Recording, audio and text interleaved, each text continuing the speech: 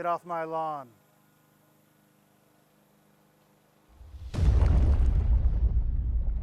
Let's talk today about immigration, whether you're coming from another country or maybe even California.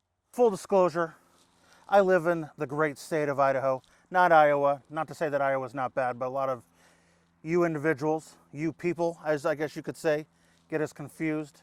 All right, we're a totally different spot. I do want to share one little secret with you though, for all those people that think those of us that live in Idaho hate Californians. We don't hate people from California, not in the least. What we greatly, greatly dislike, I guess you could call it hate, is when people move here from California or from other places and they try to change what we have going on here, where they try to make it where they came from. That's what we dislike, and that's what we hate. What I'm saying is don't go somewhere and try to fundamentally change them or that area. Honestly, there's got to be a reason you're moving to that place. You know, is it that you're running from the law? Is it that you want a better place for yourself or your family? Well, if you're moving somewhere because you need a better place to live, a better place for you and your family, then wouldn't it make sense to leave that place how it is? If you're like, hey, I want to live there because it's going to be better, not change it to where you're coming from. And if you're running from the law, then I would go to somewhere else. Go to a sanctuary city, something like that. We need a sanctuary city for criminals. Actually, we have those. Those are called prisons. I don't know how much sanctuary they find there, but you know, they can hang out there. But if you're looking for a better place for you and your family, then you know, come here, but don't come here demanding for us to change into who you think we should be and be like, oh, well, this is where I came from and, you know, blah, blah, blah. Well, your other place wasn't that nice. You know why? Because you left and you thought it sucked. So here we are. You're moving here for a reason. States are places that no human being wants to live. When you move to a place, embrace that area. Become part of the culture. Embrace the people.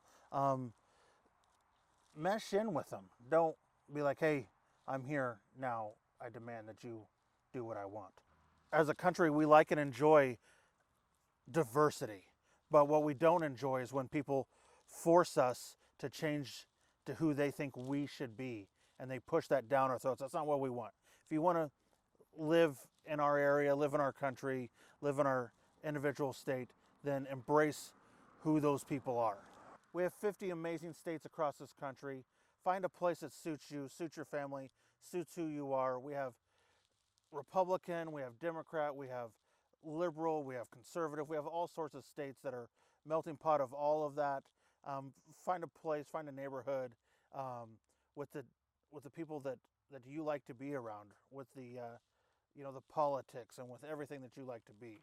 And I'm not saying that you need to leave who you are at the border. I'm not saying change who you are, change your culture, change all that type of stuff. And part of the issue, I think, with a lot of this stuff is that we don't know who our neighbors are.